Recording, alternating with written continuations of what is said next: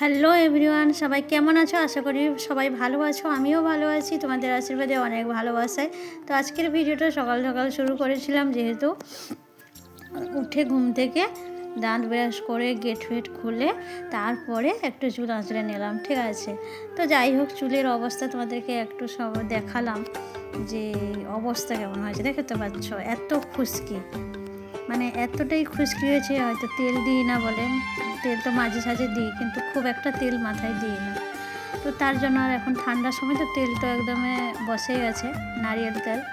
যাই হোক, ওইগুলো তো শক্ত হয়ে যায়, সেই জন্য গরম করে আবার তরল করে আবার দিতে এত বহুত কষ্ট, তার জন্য দেওয়াই হয় না এত খুব একটা তেল। চলো, তার জন্য চুলের অবস্থা বহুত খারাপ। আর আমার চুলটাও বেশি মানে কম সম আছে, এখন সব চুল উঠে যাচ্ছে, জানো তো। তো তারপরে চলে এসেছি চিকেন বানাতে। তো এটা ছিল কালকের ভিডিও, চিকেন বানানো, ঠিক আছে। তো কালকে বানিয়েছিলাম চিকেন। তো দেখো আমার চিকেন বানানো হচ্ছিল, তো তোমাদেরকে এক ঝলক দেখিয়ে দিচ্ছি। আর আমার ভিডিও কে কোথা থেকে দেখো অবশ্যই কমেন্ট করে জানাবে, আর কারা দেখতে ভালোবাসো সেটাও জানাবে, ঠিক আছে। আমার রান্না, আমার ভয়েস জানি না কেমন ঠিকঠাক দিতে পারি কিনা।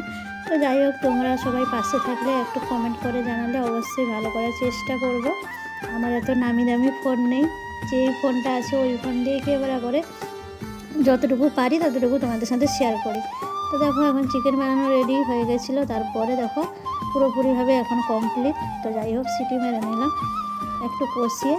তো প্রেসার কুকারে বানালে মানে চিকেনটা ভালো করে সিদ্ধ হয়ে যায়, যেহেতু ভালো। তো যাই হোক, আমি আর কড়াইতে বানিয়েছিলাম না, যেহেতু প্রেসার কুকারেই বানিয়ে নিয়েছিলাম। চলো, আমার ভিডিওটা কেমন লাগলো অবশ্যই কমেন্ট করে জানাবে। চলো সবাই টাটা।